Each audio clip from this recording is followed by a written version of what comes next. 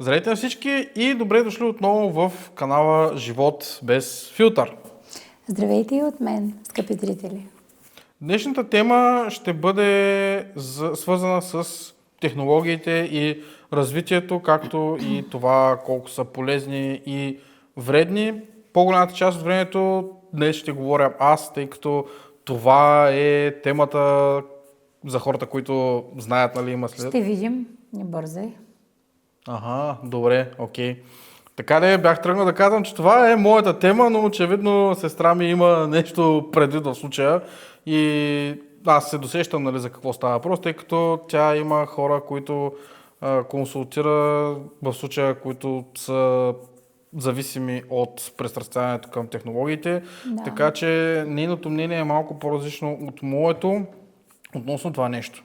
За какво става въпрос? Технологиите според мен са нещо изключително полезно, ако са използвани по правилния начин, както и много други неща. Основно в историята хората, които са имали по-висока технологична напредналост, са тези, които обикновено побеждават.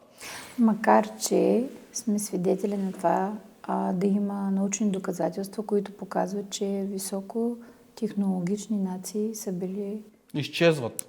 изведнъж заличавани от Земята. Да, вярно е това нещо. Има доказателства в времето за изключително напреднали технологични народи, така да се каже, които просто изчезват в рамките на една вечер. Да, факт. Окей, да се върнем към технологиите. Във времето е имало много благодарение, нали, на развитието на технологиите за огромно нещастие, нали, са започнали да се създават неща като модерните оръжия, които доста така в един момент премахват фактора, нали, физическата сила на даден човек. Да, и за това свидетелстват и днешните обстоятелства в международен план. Ситуацията с Иран, Израел и Щатите, например.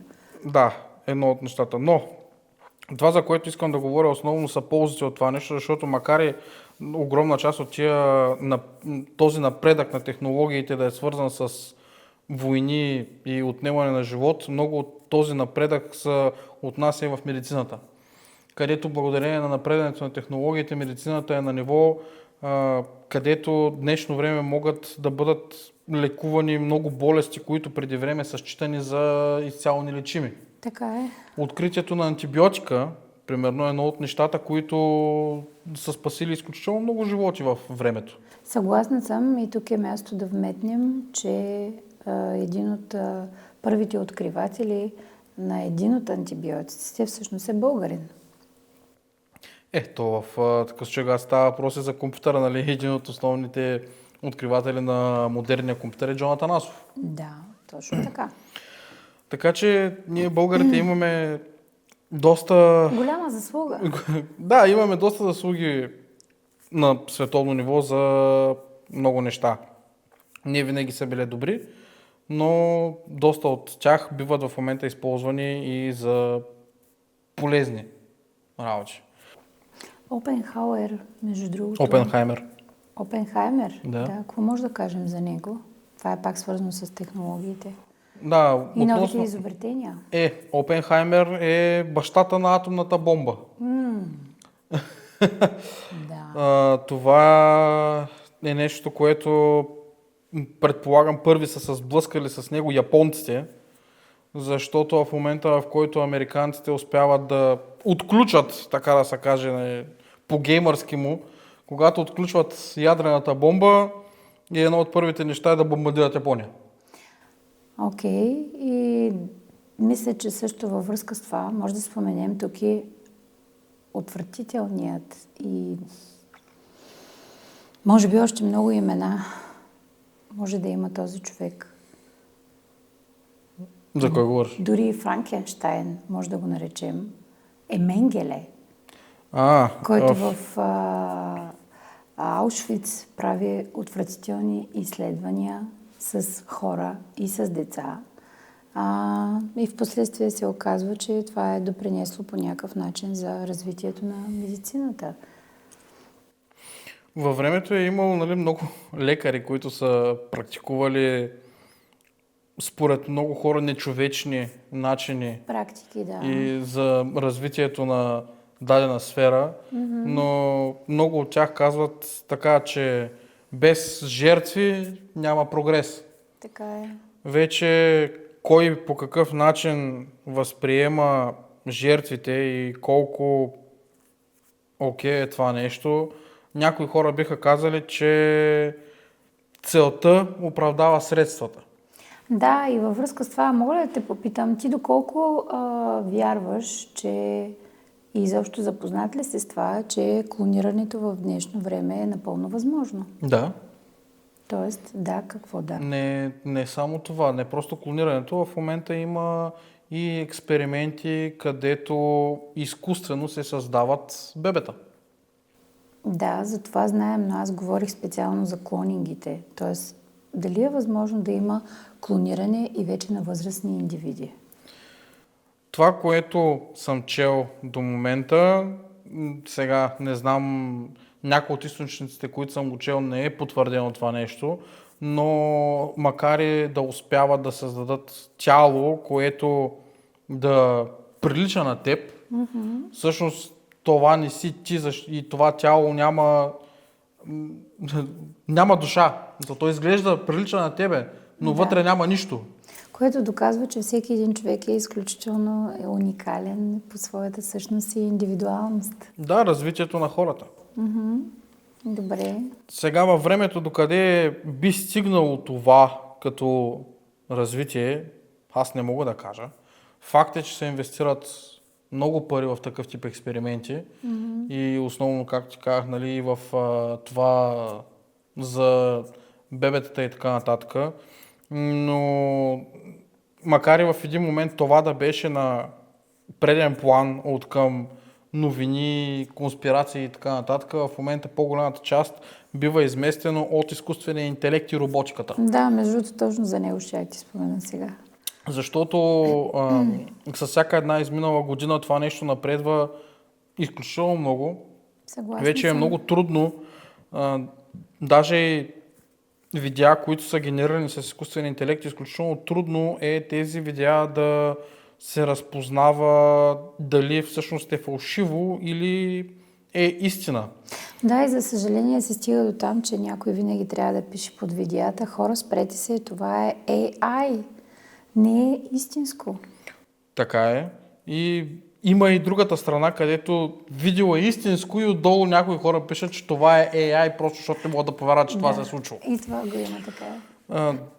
Но факт е и, че роботиката напредва изключително много. Тази година Китай на един от своите паради представиха изключително напреднали роботи, които могат без абсолютно никакъв проблем да извършват движения, които биват извършени от професионални акробати.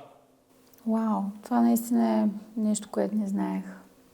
Ще ти покажа после клипа за какво става въпрос, но истината е, че нещата там до такава степен ескалират и се развиват, че в даден момент наистина роботи ще могат да правят това, което всеки един човек прави. И най-опасното е, нали, за това, че, нали, казват, че роботите ще не изместят в работата. Това е напълно възможно след някоя друга година, поради проста причина, че робота можеш да го обучиш да прави нещо определено и имайки предвид сплавите, които се използват в създаването на телата им и начина, по който те работят, по този начин ти малко или много премахваш човешкия фактор като вид грешка. И остава само да се молим филмът с Уил Смит да не се сбъдне. Аз робота. Да. А то не само. Той предполагам и хората са воля да не се случи и случката с Терминатора. Където роботи превземат света и, нали, той има и много майтапи в интернет, че как се виждаш, нали, след 5 години. Някои хора се виждат като успешни лекари, други се виждат как се бият с роботи. Да. Така че бъдещето все още е несигурно. Искрено се надявам хората, които управляват и създават тия неща, да знаят какво правят, защото макар и технологиите в някои очи да са нещо много хубаво, в други не са, поради проста причина, че винаги когато нещо е било създавано, малко хора могат да го използват по правилния начин. Включително и компютрите в днешно време, някои хора използват изкуствения интелект да правят абсолютни простотии, други хора използват изкуствения интелект, за да могат да работят с него и да създават полезно съдържание. Аз също използвам ежедневно, бих казал, изкуствен интелект да си помагам с това, което аз правя, но когато аз го правя, аз съм този, който го управлява това нещо и в крайна сметка получавам това, което искам. Накратко казвам, не го използвам за глупости. Да, тук искам да вмъкна нещо, което ме в последно време много ме притеснява и наблюдавам не само в тинейджерите, децата, тинейджерите и младежите, но и във възрастните хора. Все по-често много професионалисти прибягват към AI. Например, при най-елементарния пример, при изготвянето на една презентация, което се предполага, че би следвало човекът да използва своя умствен капацитет и потенциал. Защото правенето на една презентация не е нещо толкова сложно. Но пак отнема време. Да, но повечето хора прибягват към AI дори и за това, което за мен е груба грешка. Веднага ти казвам защо. Защото е доказано, че когато човек не използва мозъчните си клетки, те просто умират. Ние сме така създадени да използваме мозъкът си. И колкото повече човек използва мозъкът си, толкова повече той продължава да се развива и не деградира. Така че аз тук съм абсолютно против използването на чат, GPT или на AI за правенето дори на презентации, защото си признавам, че не искам да затъпявам. Лично аз до сега не съм използвала AI за презентации. Аз не го използвам в работата си. Използвам го единствено и само, ако имам нужда за уточняване на някое понятие в бързината. В смисъл, даже тогава прибягвам до тълковния речник, нали? Защото в крайна сметка ние се учим докато сме живи, но AI просто те прави ленлив. Той те прави затъпяващ човек. Това е моето мнение. Сега, до някъде има резон поради проста причина, че във времето, откакто излязаха смартфоните, сега ще се върна малко по-назаде, кога започнаха да навлизат смартфоните толкова много като устройства, това беше около 2000-та година. 2000-та година и нагоре първо започнаха GSM-ите, смартфоните са по-нататък. Около 2000-та година навлязаха GSM-ите, първо бяха мобилните телефони. Първо бяха мобилните телефони. 95-та година, 96-та. Да, мобифоните. Мобифоните, да. И след цялостното развитие на комуникациите стигна съответно и до ерата на смартфоните, където колкото повече се развиваха смартфоните, толкова повече хората всъщност излиза, че започнаха да затъпяват след по-голяма употреба на това нещо, защото смартфона започва да прави повечето неща вместо тебе. Факт.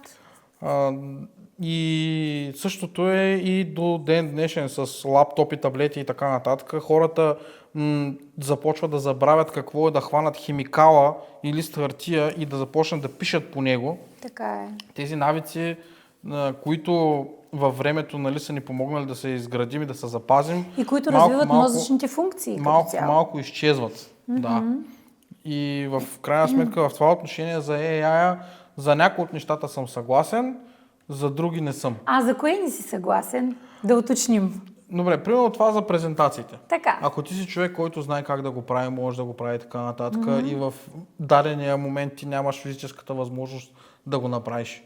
Бих могла да направя компромис за един път. Обаче, когато пък е доказано, че човек, когато направи компромис един път, после прави компромис 2 пъти, 3 пъти и 4 пъти. Така че аз категорично смятам, че не е окей, при условие, че можеш да направиш нещо толкова елементарно, дори учениците вече правят презентации без проблем, защо трябва да използвам AI? Защо трябва да... Защото го прави по-бързо. Да, прави го по-бързо, но окей, първо ще ми отнеме половин час малко повече. Но това ще помогне на мозъчната ми дейност да продължи да функционира по правилен начин, да бъда в кондиция. А иначе в противен случай аз заленявам. и спирам да използвам мозъчните си клетки, които до сега съм използвала по предназначение, аз просто им казвам на тях край. По принцип в твоята работа, специално, нали, психологията, там И психотерапията. не съм убеден, че изкуственият интелект може да бъде много полезен. В много отношения съм виждал хора, които използват изкуствения интелект като психолог. За мен това е много грешно, защото наблюдавайки такъв тип случаи, до момента много от тях са свършили със самоубийства. Да, и тук мога веднага да споделя нещо от практиката си. Имах случай, в който майка на едно от децата, на които аз съм психолог, ми каза, че когато не може да се справи с детето си от дома и примерно възникне някаква конфликтна, критична ситуация, тя се допитва веднага до ChatGPT, защото не може примерно да ми звънне през нощта или не може 24/7 аз да съм на разположение. Това е вярно, няма как да стане това нещо. Да, имам доста случаи, доста хора, на които помагам и консултирам. И тя ми каза следното.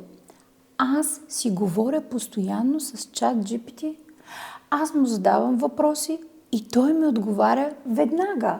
Тоест, той е на мое разположение 24/7. Той ми казва, ти не си сама. Аз съм с теб. А това е всъщност изкуствен интелект. Разбираме ли хора това? И в един момент той реално дава съвети, които са на база споделяне на мнения в интернет. Но в интернет се споделят и непрофесионални мнения. Споделят се мнения от хора, които изобщо нямат представа нито от психология, нито от психотерапия, нито от професионално консултиране.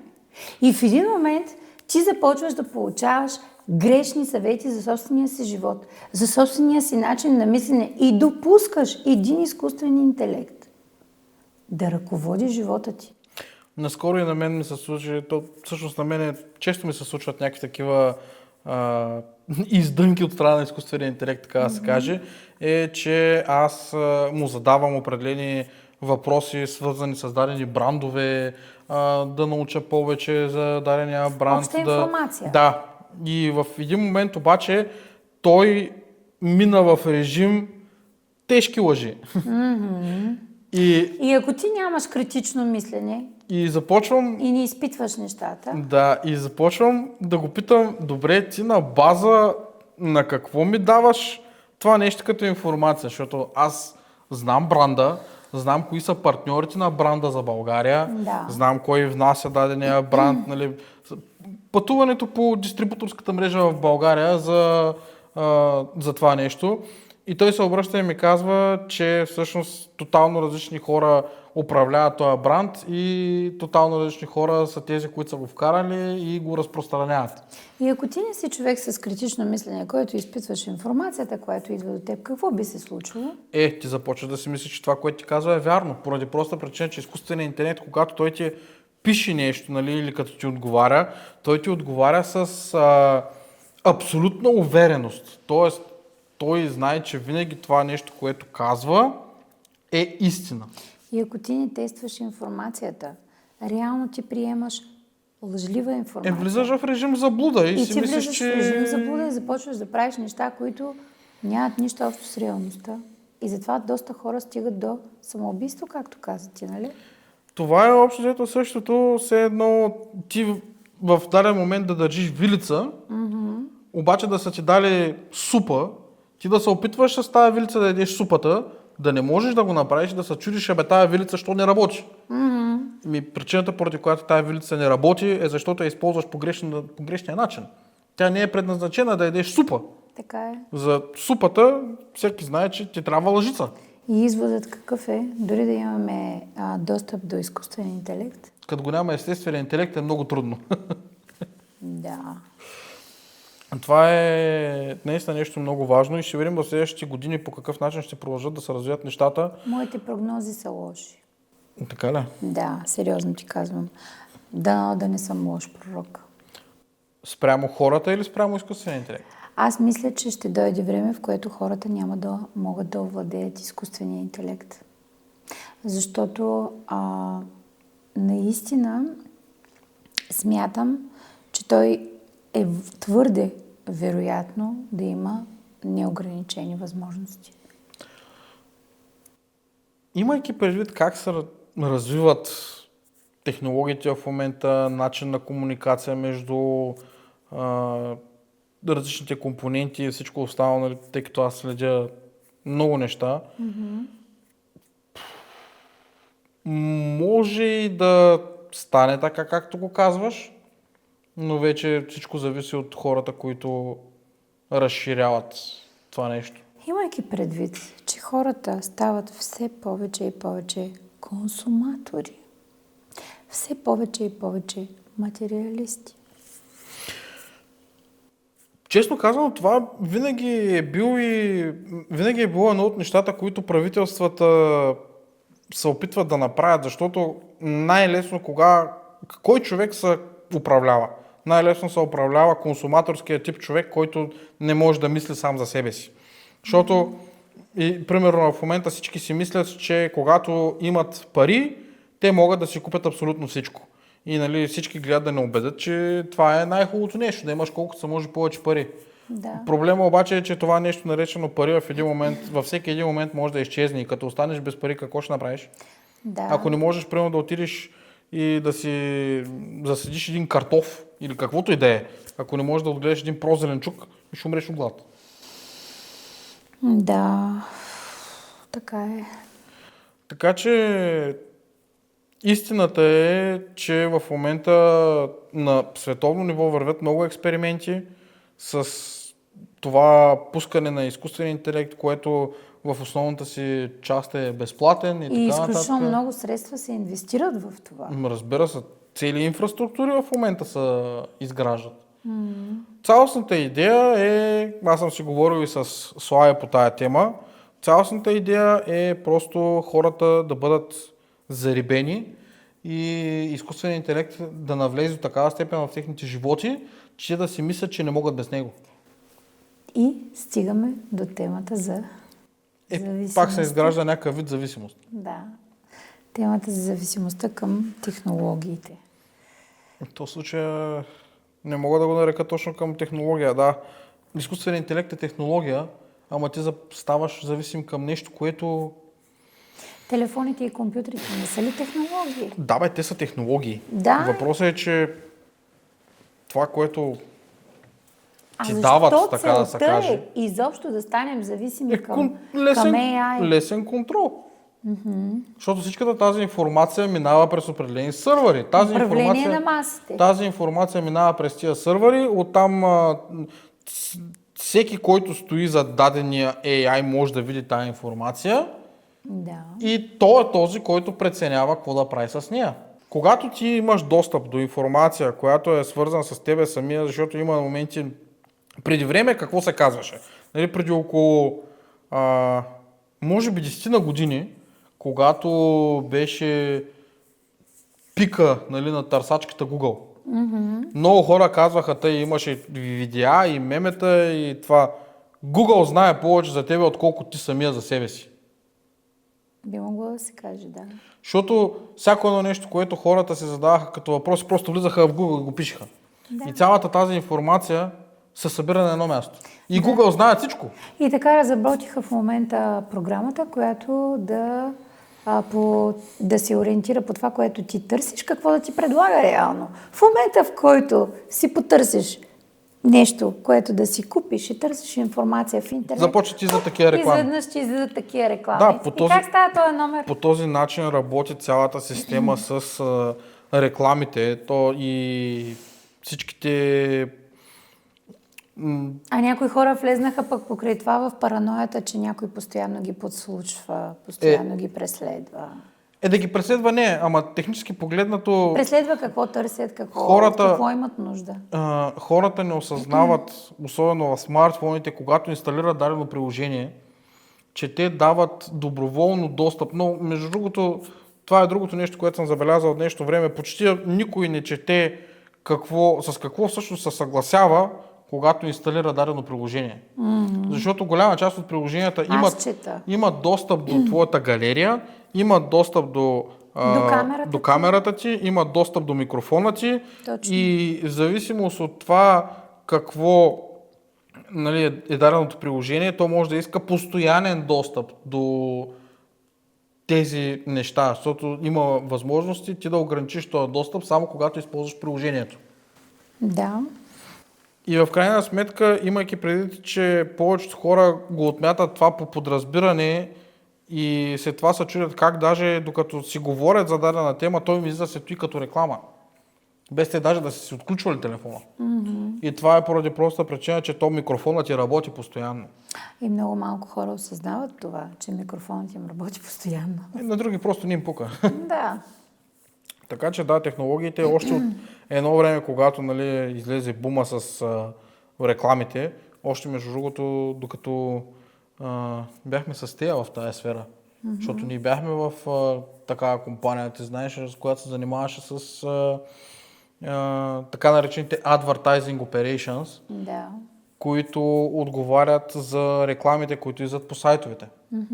Общо взето всичко е един такъв алгоритъм, който търси и се рови в това нали, дадените бисквитки на телефоните и тия бисквитки се създават точно от това. Ти пишеш нещо, говориш нещо, приложението събира тази информация и ще я изпраща. Да. И ти си като отворена книга за много хора.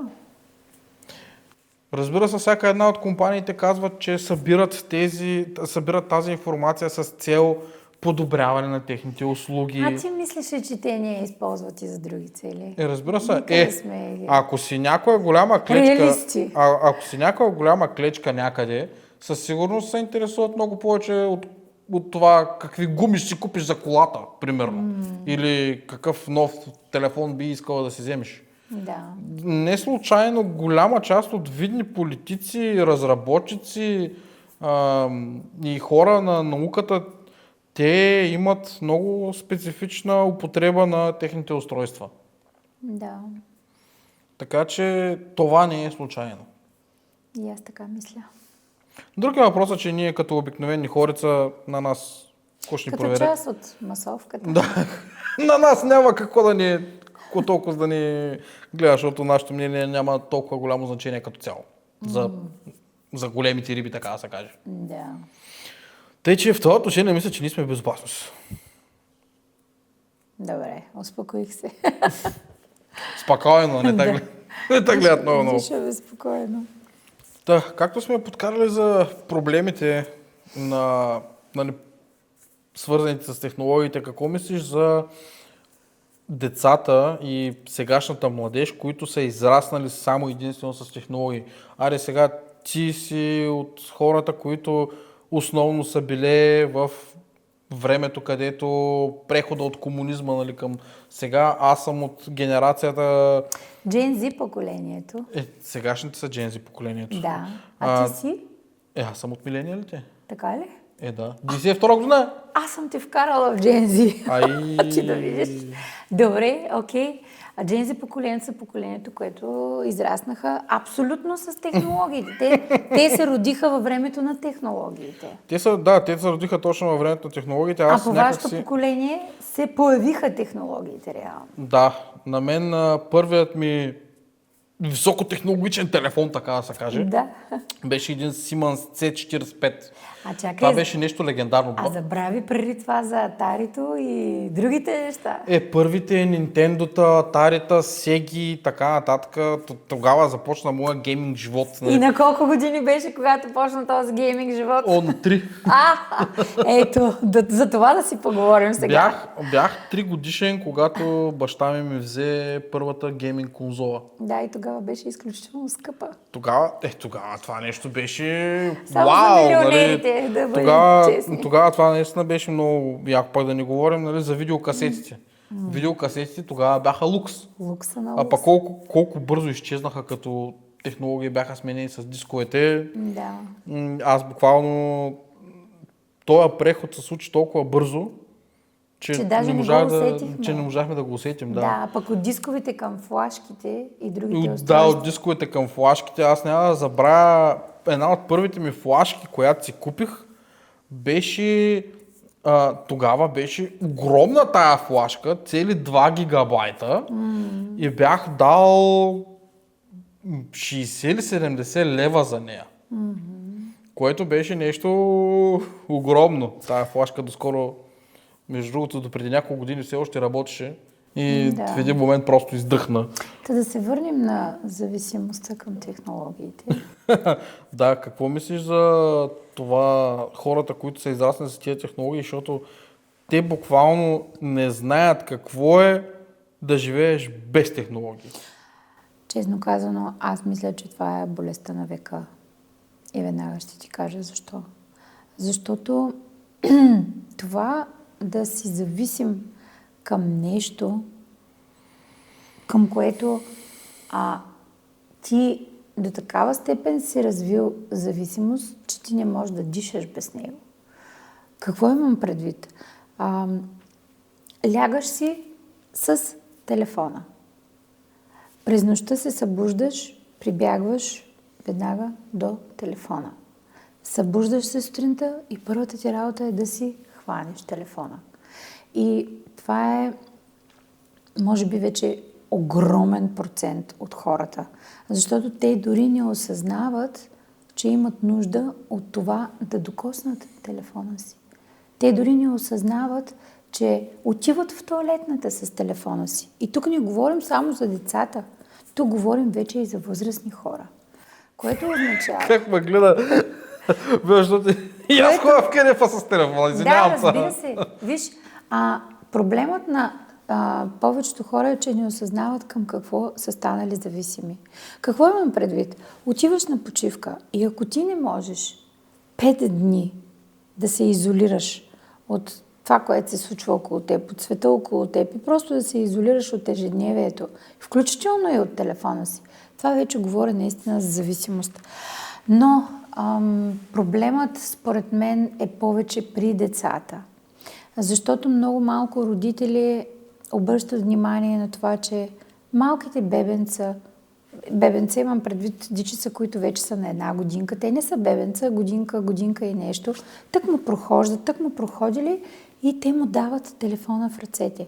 За да може майката да сготви или да свърши нещо друго вкъщи, тя му дава телефона в ръцете. Защото по този начин ще го накара да млъкне, то няма да плаче, ще се разсейва с нещо, но в същото време тя не осъзнава, че започва да развива процесът на зависимост в своето дете. Това, разбира се, може и да е бащата, който също има работа на компютъра, но в същото време му се налага да гледа детето поради една или друга причина. По същия начин, за да го успокои или да насочи вниманието му в друга посока, а не към него, той му дава телефон. Било то телефон, било то видео и игра под формата на конзола. В конзола. днешно време това нещо е много модерно. Да, точно така.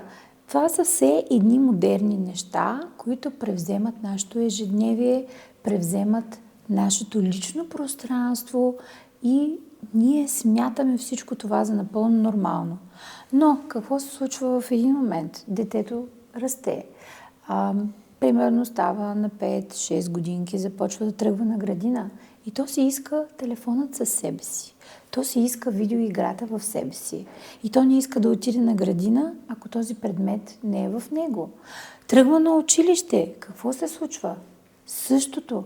То не може без своя телефон. И се стигна до там, че в училищните заведения учителите да взимат телефоните на децата по време на учебните часове и да ги слагат в едно определено шкафче или на бюрото на учителя, за да не бъдат в ръцете на учениците.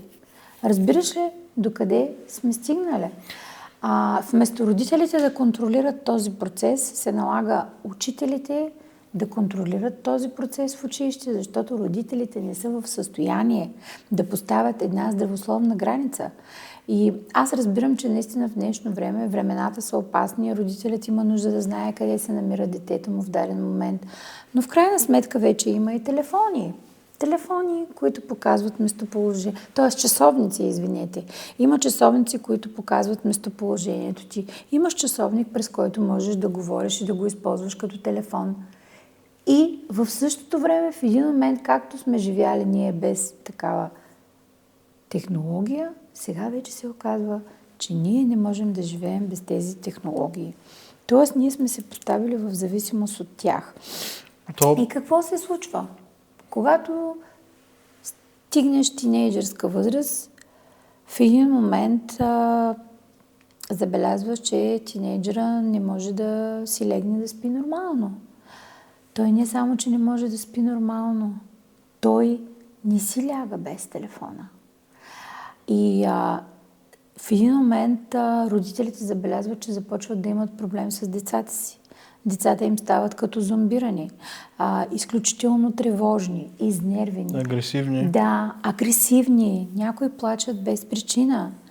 И в крайна сметка родителите се обръщат към хора като мен, специалисти, психолози или терапевти и търсят помощ. Защото се е развила вече зависимост. Едно от нещата, които, между другото, аз също съм против на подрастващия да се дават смартфони, таблети и такъв тип устройства. Освен ако не ги използват по предназначение за изпълнението на дадена задача, било то в училище или... Да, някои от проблемите идват и в самите игри и в приложенията, които се използват за каквото и да е било. Защото в днешно време в много неща и във всяко едно нещо, тъй като има игри за всичко. Проблемът е бързината, с която всичко се случва. Защото това подрастващите приемат всичко буквално. За каквото и да си говорим, често пъти по какъвто и начин да покажеш нещо на дадено дете, то приема всичко буквално. Да. И когато то се научи, че едно нещо, докато го гледа, се случва супер бързо, в момента, в който се сблъска с реалния живот и разбере, че това нещо не става толкова бързо, колкото в телефончето, което е гледало, започва да става един огромен конфликт в самото него. Да, защото то си казва, хубаво, добре, ама то тук го гледам, то стана супер бързо. Примерно да знаеш клипчета за готвене. Да. Как ги правят? Слагаш 5-10 неща и хоп, манджа. Ама ти знаеш, че някои манджа не можеш да бухнеш 10 неща вътре и за 5 минути да направиш манджа. Някои неща се готвят по 4, 5, 6, 8 часа. Ако правиш, меса и тем подобни истории. Аз съм виждал майка ми как има ястия, които ги е правила по 8-9 часа. Добре. За да стане както трябва. Така. И те започват да се ядосват, че то не става веднага. Да. Като имаше даваха пак във Фейсбук една баба и един дядо. Подарили им смартфони. И те гледат и викат, дядо, виж, тъс штракна 2 пъти и стана манджа. Нищо не можем да правим тебе. И дядото фаща ножа и почва. Лука, моркова, такова и всъщност едно нещо, което на телефона ти го дават за 5 минути, става за много повече от 5. Аз имах такъв сблъсък и с това преди, когато сглобявах компютъра на, как се казваше, на Херберт малкия. Той искаше да се учи и да гледа как сглобявам компютъра, защото той беше гледал сглобяване на компютъри само в YouTube. Да. И в YouTube обикновено, когато се сглобява един компютър, пропускат ужасно много стъпки и неща, които са важни, за да може компютъра да тръгне. И много от нещата, които аз му показвах, докато сглобявах компютъра, той ги беше виждал за първ път. И да се очуди, че ни отне толкова време да го сглобим. Той си мисли, че ще го сглобим за 10 минути. Да, защото сега всичко е бързо, лесно и когато го поискам. Да, буквално штракаш с пръсти и всичко е готово. Да. Но реално погледнато в живота нещата не стоят така. И много хора си мислят, че включително и когато завържат взаимоотношения с някой, искаш да имаш по-сериозни връзки, хората си мислят, че всичко става от днес за утре. Не, някои неща, включително и в приятелствата и в нещо по-сериозно, нещата отнемат време и изключителна инвестиция в внимание и всичко останало, за да може това нещо да работи по нормален начин. Защото в противен случай, ако не си дадеш достатъчно време, в крайна сметка рано или късно това нещо ще се провали. Да, но технологиите ни решават точно този проблем с времето, нали така? Спестяват ти време. В някои отношения. Да. И само искам да кажа, че темата за зависимостта наистина е изключително важна. И родители, обръщам се към вас, ако забележите, че детето ви не може да заспи без телефона си, не може да излезе навън без телефон. И дори когато се храните заедно или извършвате някакви други дейности заедно, то остава с телефона си, трябва това да бъде червен флаг за вас, огромен червен флаг, че детето ви има нужда от помощ. И тези от вас, които не можете да се справите с деца, които вече са развили независимо каква зависимост, ви съветвам да се обърнете към професионалисти, към колеги, които ще ви помогнат, ще ви дадат правилните съвети, ще ви консултират и ще ви насочат как да действате и как да подходите. Защото това в един момент да вземеш телефона от детето си... И то полудява. И не само полудява. Аз имах случай, в който една майка, когато се обърна за помощ към мен, тя каза: вие знаете ли аз какъв проблем имам? В момента, в който искам да взема телефонът от детето ми, то ми казва: аз ще скоча от балкона, аз ще се самоубия, ако ти ми вземеш телефона. И ние наистина имахме такава ситуация. И това дете беше едва на 11 години. И смятам, че наистина този проблем не трябва да се подценява. И трябва да се образоваме. И трябва да знаем, че когато с нещо не сме напълно запознати или не сме професионалисти в тази област, можем да потърсим помощ от хора, които са професионалисти. И това няма да ни отнеме много време или много финанси. Напротив, това ще ни спести много проблеми за в бъдеще, а в някои случаи буквално спасява живота на детето ви. Аз винаги съм казвал, когато не сте запознати с дадена технология, не се опитвайте да я използвате, защото виждате, че някой друг я използва и е много лесно. Независимо дали става въпрос за компютър, автомобил или каквото и да е. Точно поради тази причина в момента има и изключително много смъртни случаи по пътищата, защото зад волана сядат неопитни водачи, на които не им е обяснено или не им е наложен някакъв вид контрол. Те си мислят, че буквално са хванали Господ за шлифера и огромна част от тия случаи завършват фатално, за огромно съжаление. Често пъти, когато използваш дадено нещо и не знаеш какво представлява и как се работи с него, е все едно да дадеш запалка или кибрид в ръцете на бебе. Рано или късно това бебе ще подпали себе си и ще подпали всички около себе си. Така че постъпвайте отговорно към това нещо. А относно темата за зависимостите, в следващи епизоди ще говорим по-подробно и по-обстойно за това нещо, относно типовите зависимости и по какъв начин може да се хване дадена зависимост, но там аз даже няма да участвам в даден епизод, там ще говоря сестра ми с една нейна колежка. Колега? Или не си така се води?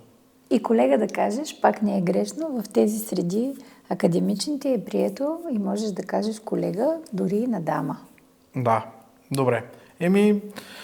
Мисля, че днес покрихме доста от това, което искахме да кажем и смятам, че това е достатъчно за този епизод. Ако сме ви били полезни, може да оставите долу коментар, лайк и да се абонирате за канала.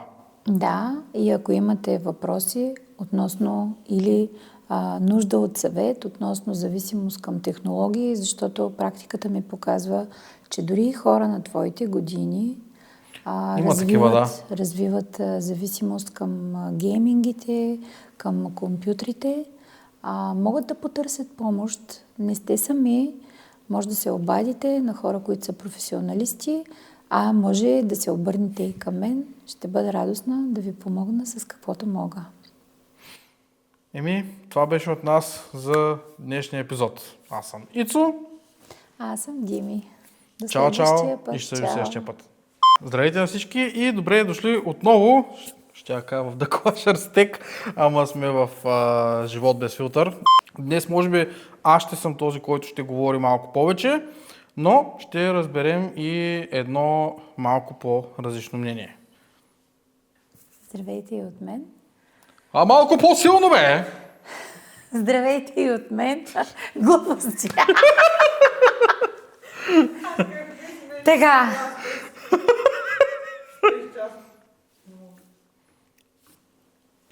Така! Днес е ден, в който може и да не почнем скоро. Така. Ма видят колко съм дебел. Здравейте и от мен, скъпи зрители. Всъщност...